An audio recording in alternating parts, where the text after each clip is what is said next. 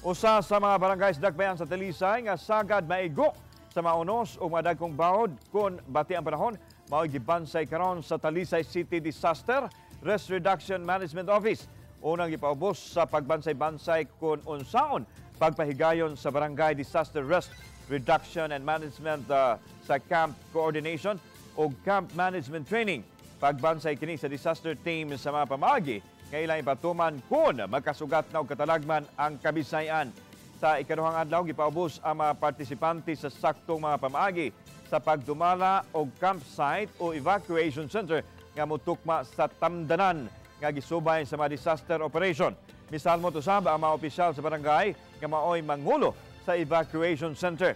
Gitudluan usab sila sa angayang buhaton sa unsa mang sitwasyon ilabi na kung adunay mga angol. Gitudluan usab sila sa saktong proseso aron magamit ang pundos barangay sa madapit nga apektado sa katalagman.